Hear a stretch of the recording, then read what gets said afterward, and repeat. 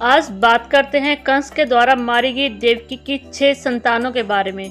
आखिर वो 6 संतानें कौन थी और किसके रूप में उन्होंने जन्म लिया। पिछले जन्म में इन 6 संतानों का क्या संबंध था कृष्णा के साथ और देवकी के साथ कि इस जन्म में उन्होंने देवकी के गर्भ से जन्म लिया, लेकिन कुछ चंद सांसें लेने के बाद उनको फिर से मृत्यु की प्राप्ति हुई। आप सबका स्वागत है आपके अपने ही चैनल मोरल शक्ति में। अगर आप मेरे चैनल पर नए हैं तो प्लीज़ मेरे चैनल को कीजिए सब्सक्राइब, वीडियो कीजिए लाइक और जितना ज़्यादा हो सके शेयर कीजिए ताकि ये धार्मिक जानकारियाँ सब तक मिलती रहें। बात करते हैं देवकी के गर्भ से जन्मे 6 बेटों के बारे में।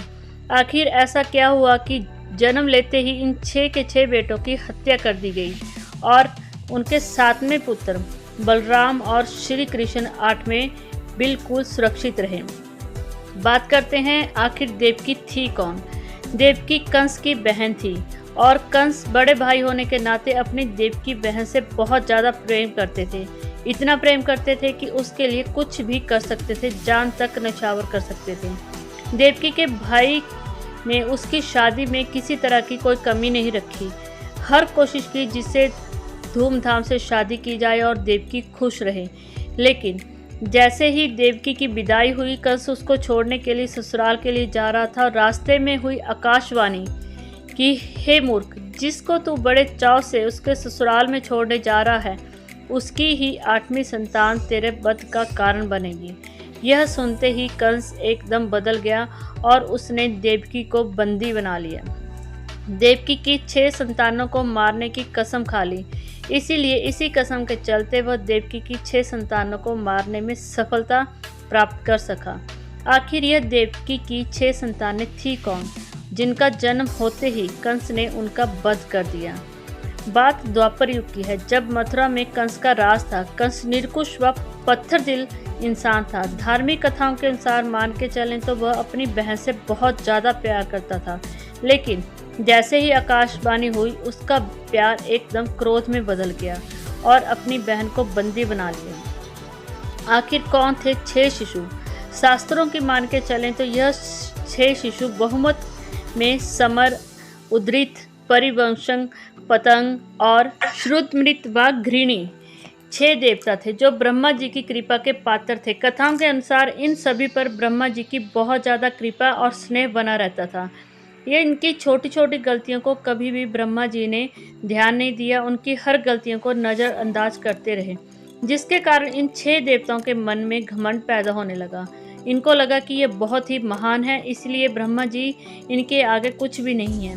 बात बात पर वह ब्रह्मा जी का अनादर करने लगे। ब्रह्मा जी ने इतना क्रोध आया उनकी हरकतों को देख के कि उनको श्राप दे डाला कि उनका जन्म दैत्य वंश में होगा। श्राप मिलते ही जैसे सभी देवताओं की बुद्धि फिर से ठीक हो गई और उन्होंने ब्रह्मा जी से माफ़ी मांगी और कहा कि उन्हें माफ़ कर दिया जाए, आगे से कभी भी वह ब्रह्मा जी का अनादर नहीं करेंगे। ब्रह्मा जी ने कहा, तुम्हारा जन्म तो दैत्य वंश में ही होगा, लेकिन तुम्हारा ज्ञान बना रहेगा। 6 देवताओं का जन्म राक्षस राज हिरण्यकश्यप के घर में हुआ। राक्षस के घर में पैदा होने के बावजूद भी उनका ज्ञान वैसा का वैसा ही बना रहा और ज्ञान होने के कारण उन्होंने ब्रह्मा जी की तपस्या की। ब्रह्मा जी 6 देवताओं की तपस्या से खुश हुए और उनको वरदान मांगने को कहा। जैसे ही उन्होंने वरदान मांगा, लेकिन दैत्य योनि के प्रभाव के कारण वरदान भी वैसा ही मांग बैठे। उन्होंने वरदान में मांगा कि हमारी मौत ना तो देवताओं के हाथों हो, ना ही गंधर्वों के हाथों और ना ही किसी हारी या बीमारी के कारण हो। उनका यह वरदान सुनते ही ब्रह्मा जी वहाँ से अंतर्ध्यान हो गए। हिरण्यकश्यप ने अपने पुत्रों से देवताओं की उपासना करने के कारण नाराज था, जिसके कारण उनका सब कुछ श्राप दे डाला कि तुम्हारी मौत देवता या गंधर्वों के हाथों नहीं, दैत्य के हाथों होगी। हिरण्यकश्यप के श्राप के चलते ही देवकी के गर्भ से इन 6 देवताओं का जन्म हुआ और कंस के हाथों यह सब मृत्यु को प्राप्त हुए और सुतरलोक में इन्होंने अपनी जगह बनाई।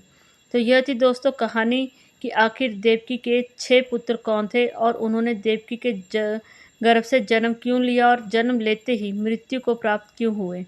क्या आप इस जानकारी के बारे में पहले से जानते थे? अगर आपको इसका पता था तो प्लीज़ कमेंट करके अवश्य लिखें। अगर आपको इस जानकारी में कोई कमी नज़र आती है तो वो भी कमेंट करके अवश्य बताएं।